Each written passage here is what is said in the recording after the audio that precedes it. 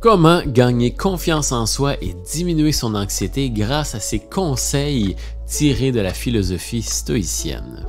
Eh bien oui, aujourd'hui c'est la deuxième des 11 capsules qui vous est présentée pour vous partager un total effectivement de 11 conseils pour gagner confiance en soi et diminuer son anxiété grâce à certains conseils tirés de la philosophie stoïcienne. Et là, je vous rassure, la philosophie stoïcienne, c'est pas le vieux mythe là, de la philosophie qu'il faut supprimer ses émotions, là, enterrer ses émotions, les ignorer, rester de marbre et ainsi de suite.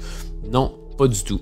Au contraire, la philosophie stoïcienne, c'est une philosophie en tant que telle qui dit qu'il faut apprendre à accepter ses émotions, mais surtout gérer ses émotions. Donc, il n'y a pas question de les supprimer, de les ignorer, c'est simplement question de les accepter et savoir comment conjuguer avec eux.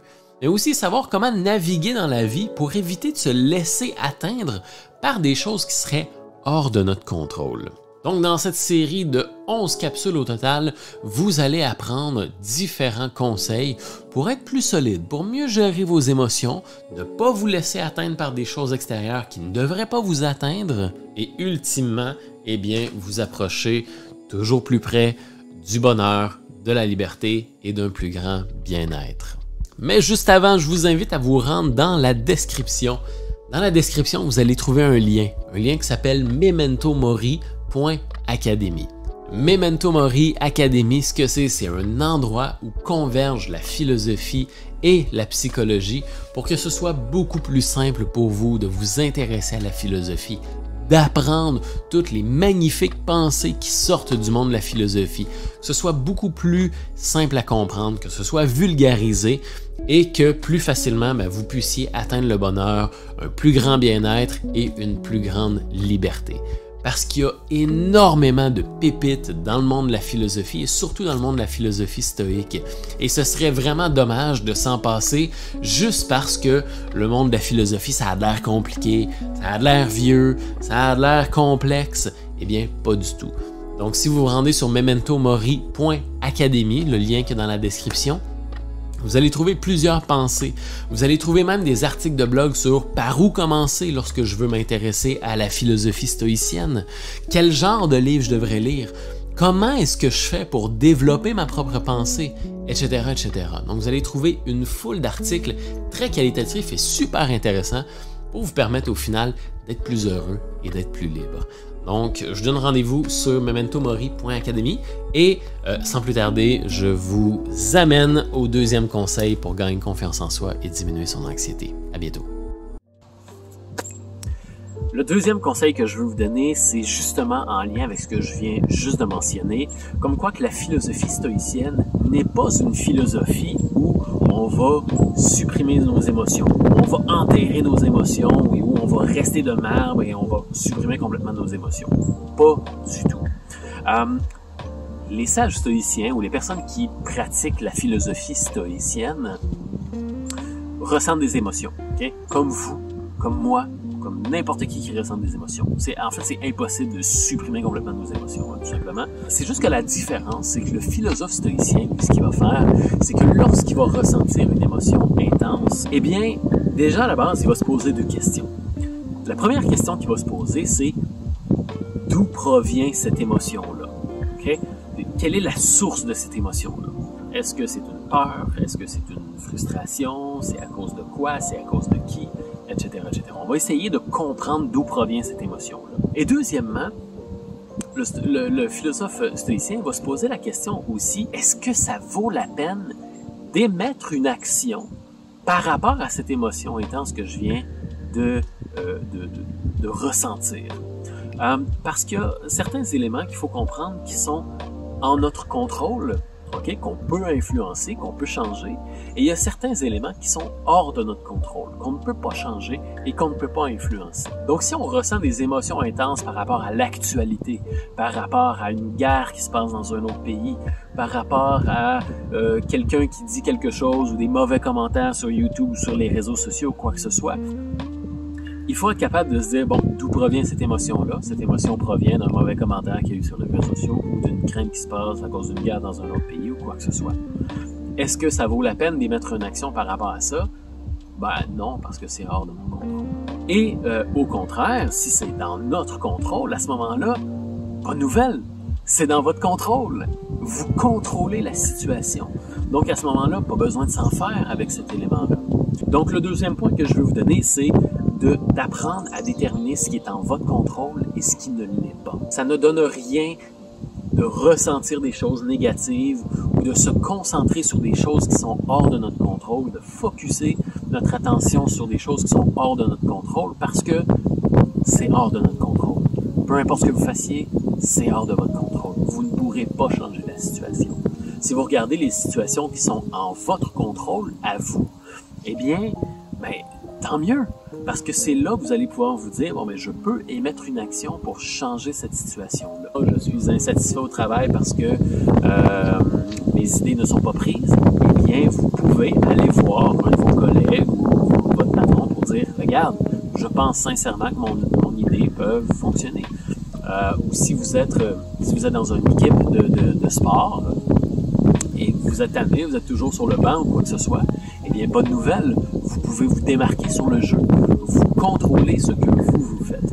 Vous ne contrôlez pas ce que les autres joueurs font. Par contre, vous contrôlez ce que vous faites. Vous pouvez passer plus de temps à la pratique. Vous pouvez passer plus de temps au gym. Vous pouvez passer plus de temps au travail. Vous pouvez focusser sur des choses, sur réparer des problèmes au travail, améliorer des processus, etc., etc.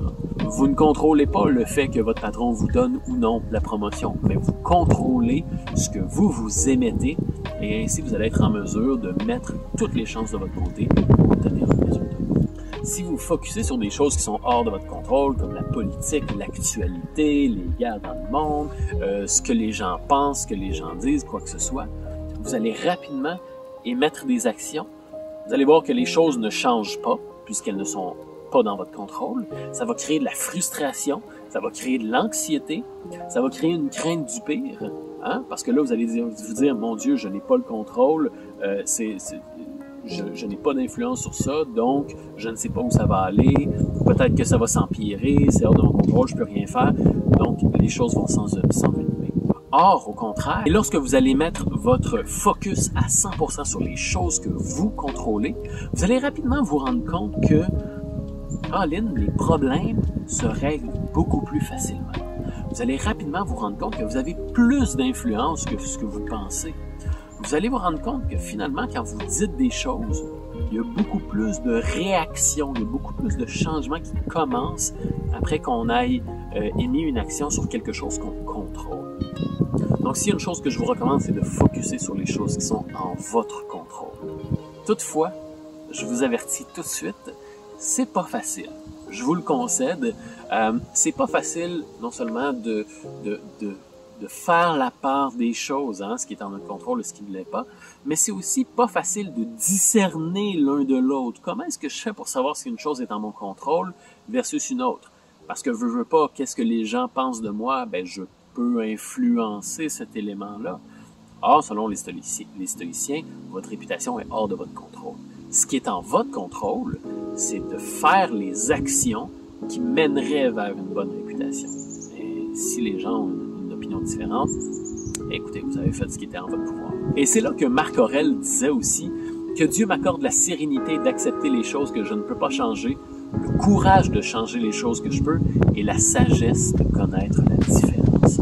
Donc même l'empereur le plus puissant du monde, dans son journal de réflexion, lui-même demandait à Dieu de lui donner la sagesse de discerner l'un de l'autre. Donc c'est un travail qui est long, je vous le concède, qui n'est pas facile, qui n'est pas évident, sauf que c'est ça la beauté de la philosophie, c'est ça la beauté du développement personnel, c'est de poser une brique à chaque jour et de s'améliorer jour après jour. Donc pour résumer, apprenez à discerner ce qui est en votre contrôle et ce qui ne l'est pas. Ne mettez pas d'énergie sur les choses qui sont hors de votre contrôle. Ça sert à rien, c'est hors de votre contrôle. C'est de l'énergie perdue, vous allez souffrir inutilement et vous ne changerez rien. Ça va créer de la frustration. Ça ne sert à rien de vous concentrer sur les choses qui sont hors de votre contrôle.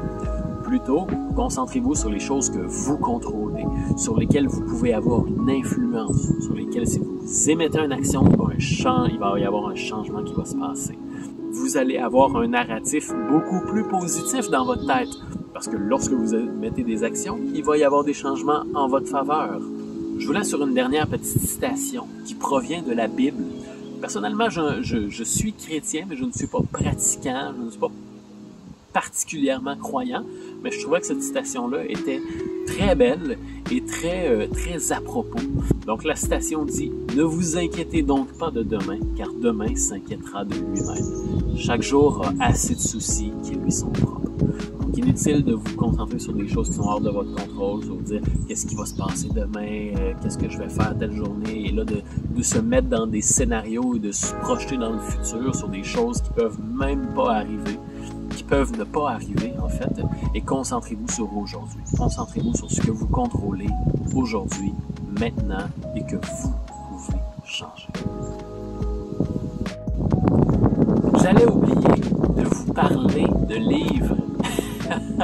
Si vous êtes un lecteur et vous cherchez justement quelques petites lectures intéressantes pour accompagner un peu cette réflexion-là, eh bien, j'ai quelques livres à vous conseiller. J'en ai quelques-uns.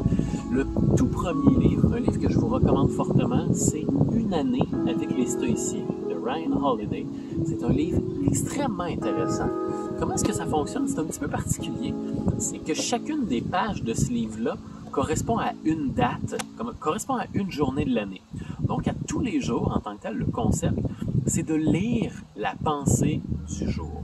Donc, si j'ouvre la page d'aujourd'hui, le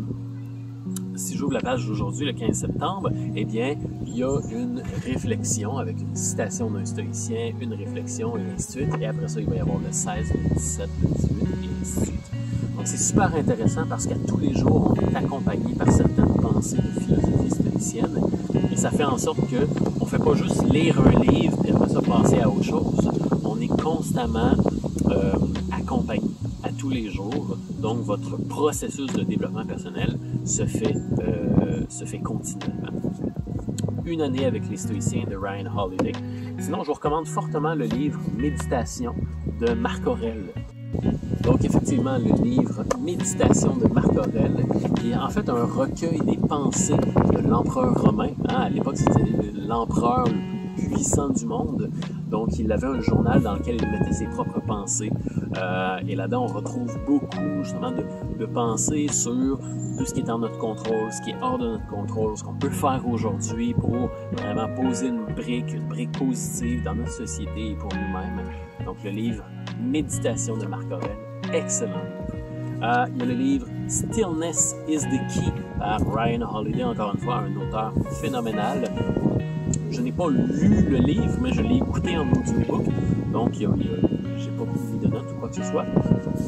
Mais c'est justement un livre fort intéressant sur la capacité justement à ne pas se laisser emporter par nos émotions, à rester calme en situation intense, avec énormément d'exemples tirés de la vie, tirés de l'histoire, avec des présidents des États-Unis, avec Roosevelt, avec Churchill, avec certaines batailles de Spartiates, des Spartiates et ainsi de suite. Donc je le recommande fortement. Et puis finalement, le livre Généalogie de la morale de Friedrich Nietzsche. Un livre, je vous avertis d'avance, qui est difficile à lire. Nietzsche, c'est difficile à lire. Toutefois, la généalogie de la morale, ce qui est intéressant, c'est que ça nous permet de comprendre d'où provient la morale. Comment est-ce qu'une personne en vient à déterminer qu'une chose est morale et ne l'est pas. Et ça vous aide justement à vous poser la question d'où provient cette émotion-là. À qui est-ce que ça sert de dire ça? À qui est-ce que ça sert de penser ci? Est-ce que je devrais vraiment mettre de l'énergie là-dessus? Est-ce que je devrais vraiment me laisser affecter par ça? Ou au contraire, est-ce que c'est quelqu'un qui me dit ça juste pour son bénéfice à lui ou quoi que ce soit? Un livre fort intéressant, difficile à lire. Je vous recommande de vous intéresser à Nietzsche et de faire un bon tour d'horizon de Nietzsche avant de commencer à lire son livre, mais c'est fort intéressant. Bien sûr, vous allez trouver dans la description les liens qui mènent à chacun de ces livres-là pour que vous puissiez les commander et pouvoir manger toute cette sagesse qui vous est offerte. Donc, tous les liens sont en description. Voilà!